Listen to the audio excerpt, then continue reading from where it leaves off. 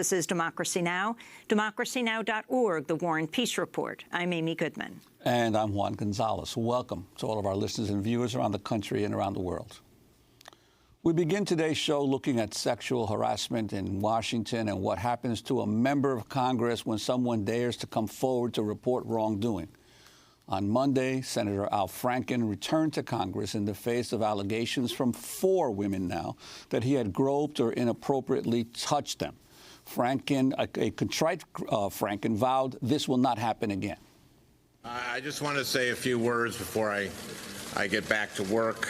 I know that I've let a lot of people down, people of Minnesota, my colleagues, my staff, my supporters, and everyone who has counted on me to be a champion for women. To all of you, I just want to again say I am sorry. I know there are no magic words that I can say to regain your trust, and I know that's going to take time.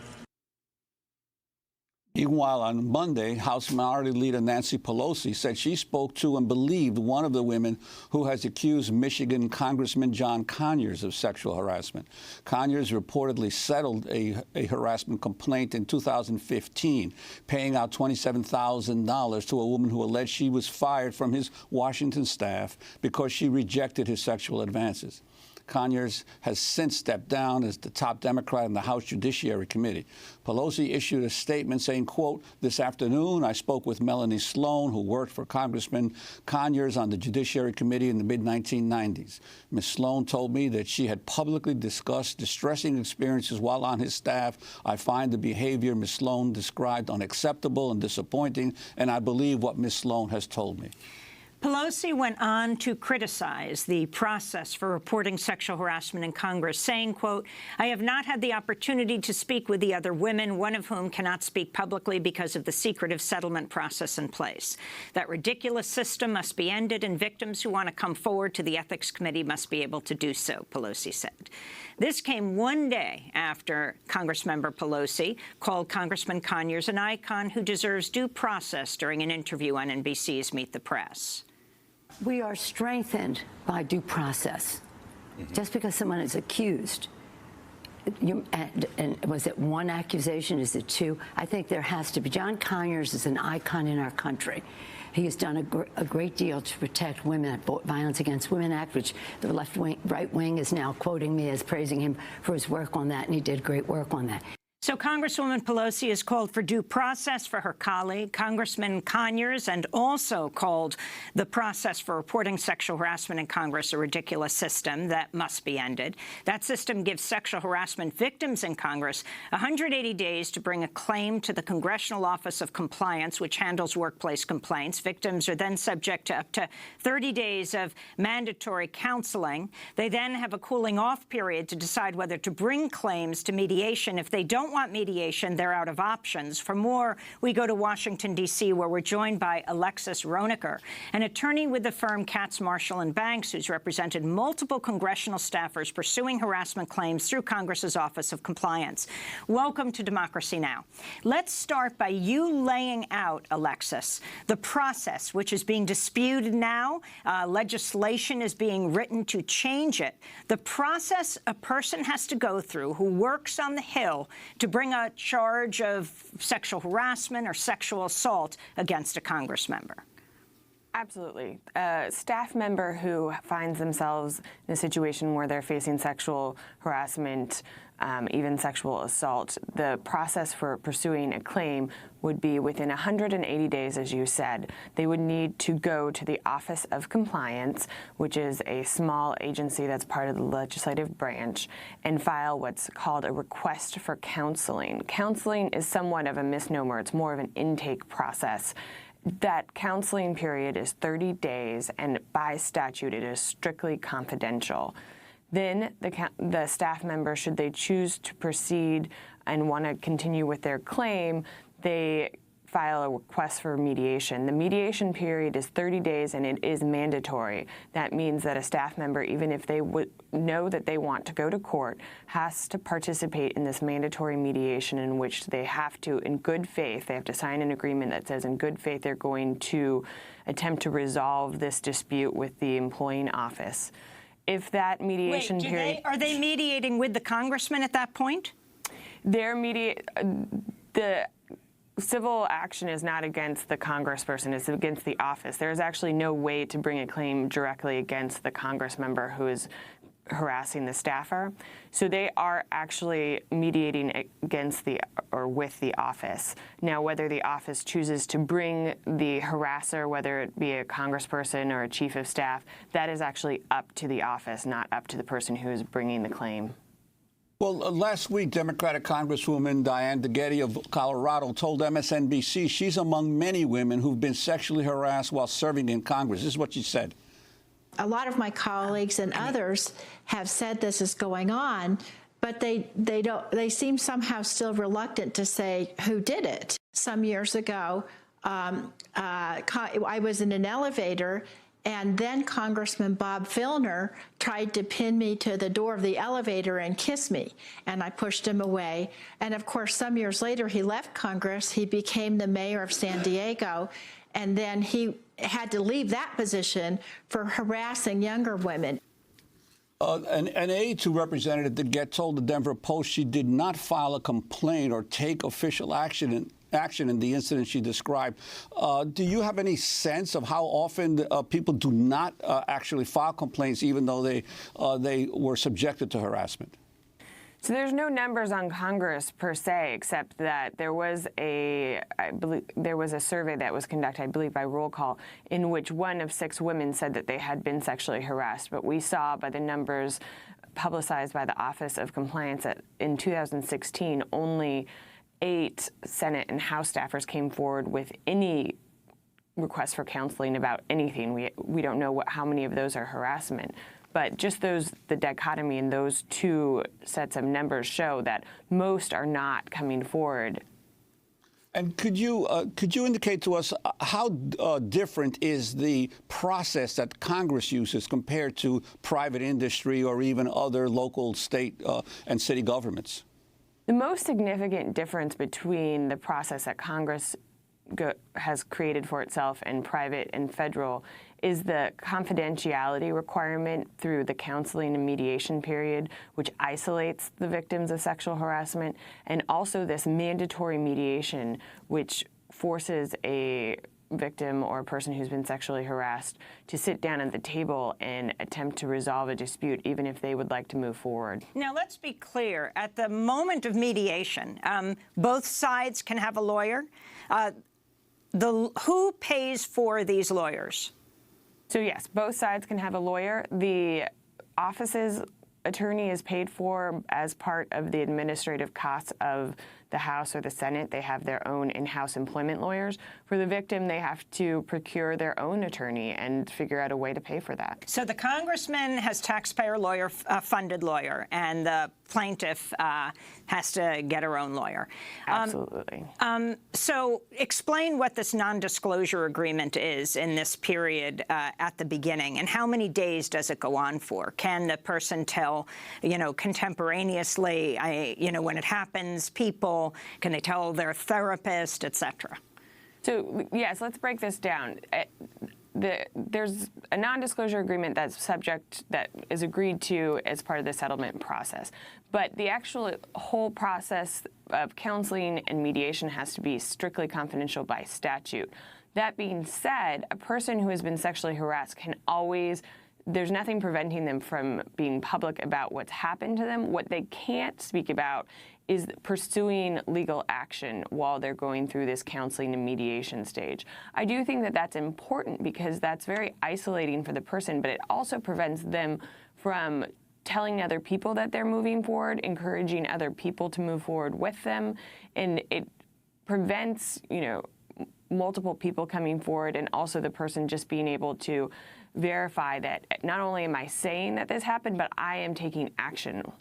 Now we've seen these reports of the $17 million figure of settlements on Capitol Hill, but that doesn't just deal with sexual harassment complaints, right? It could also be other types of complaints, and it doesn't necessarily deal with members of Congress per se. It could also mean Capitol Hill staffers. Can you talk about that as well? Sure. The vast majority of those, just based on the numbers put out by the Office of Compliance, are requests for counseling involving Capitol Police, the employees for the Office of the Architect of the Capitol. Very few of those are congressional staffers from the House and the Senate. And there is no, at this point, the Office of Compliance has not broken down whether they're for discrimination, whether they're for harassment, or whether they're for workplace issues such as OSHA, which is occupational safety, or disability accommodations. So right now we have no way of knowing what portion of those complaints or requests for counseling and what portion of that settlement is for harassment. But in my experience, the number that was put forward with Representative Conyers, the case involving Representative Conyers, which was a little under 28,000, is much more indicative of the settlement range than, 17 million. Now, Alexis, can you actually talk about the case of Conyers? A lot is being made of the fact he paid it out of his office budget, $27,000, as opposed to what? I mean, both are taxpayer funded, both his office budget and this office that the vast majority of people don't know about where the $17 million came out of, right? But also, if you can talk overall about this case, your response to the wrongful dismissal complaint in 2015 with a former employee who alleged she was fired when she didn't accept Congressman Conyers' sexual advances.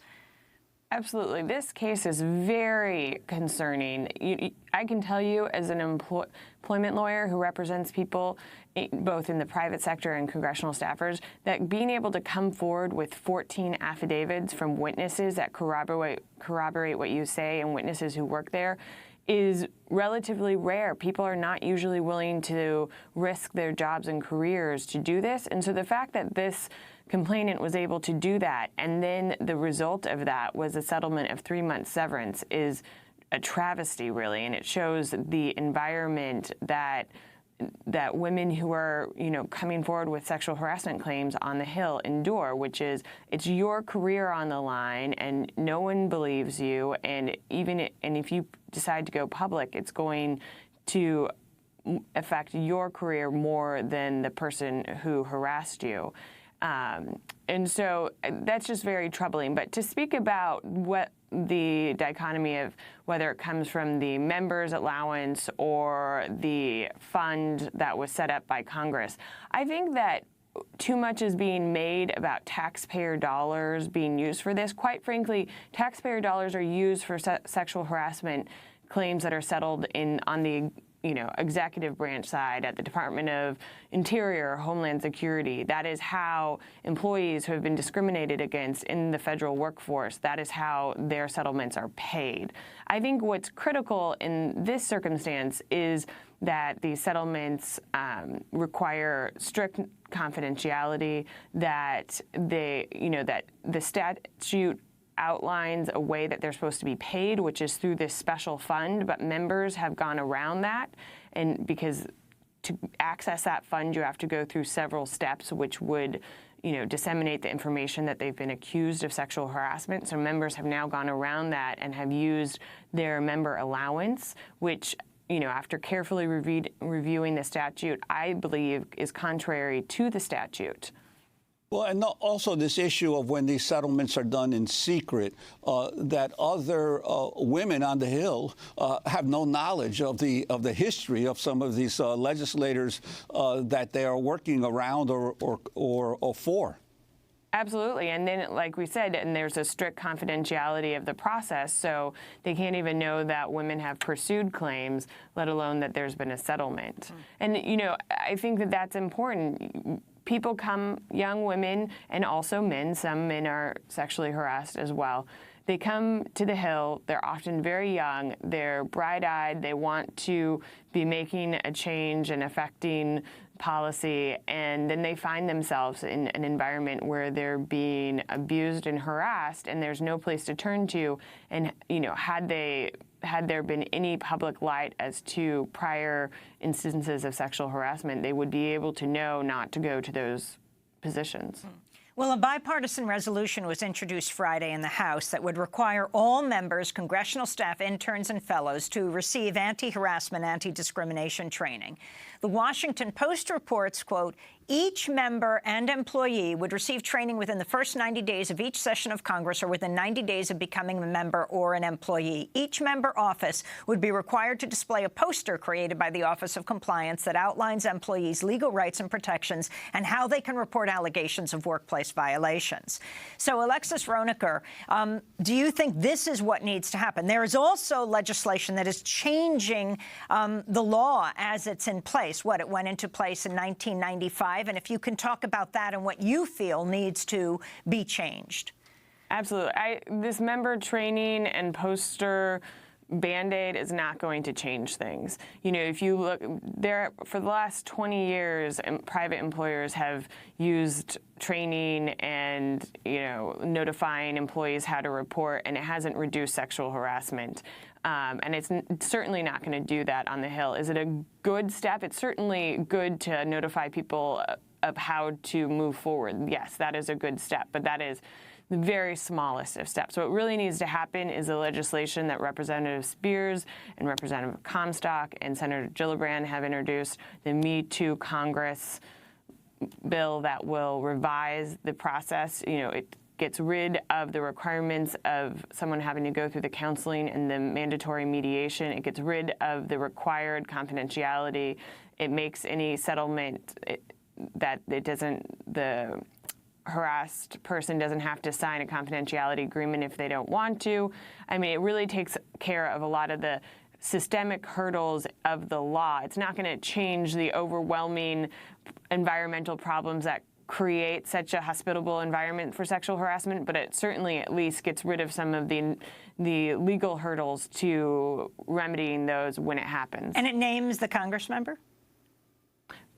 Pardon, say that again? It allows for the naming of Congress members. Yes, my understanding of the legislation is it would allow the person who is sexually harassed to be public about it, even if they settle their matter. And if you want to just find out what Congress members have had to pay out money or have been charged, can you find that out as a member of the public? I believe that it starts at the beginning of this year. This is a point that lawmakers are still debating, and I have to say, as I'm concerned about, I've represented prior staffers, and part of the reason they resolved their claims was because they didn't want to be in the public eye. These offices are very small, and it is a concern for these individuals that once information comes out, that they will quickly be identified. And so going forward, if someone knows that, I think that it absolutely is the right way to go. But I do have concerns about retroactively having that happen. Well, I mean, you can name the person who's been, where this agreement has been made, the Congress member, without naming ever the person who made the claim. Yes, that's absolutely true. Alexis Roniker, we want to thank you for being with us, lawyer with Katz, Marshall, and Banks, who has represented a number of congressional staffers pursuing harassment claims through the Congress's Office of Compliance. This is Democracy Now! When we come back, hundreds of people are facing up to 75 years in jail for protesting on J20, January 20th, Trump's inauguration day. We'll talk to one of the defendants and with a lawyer. Stay with us.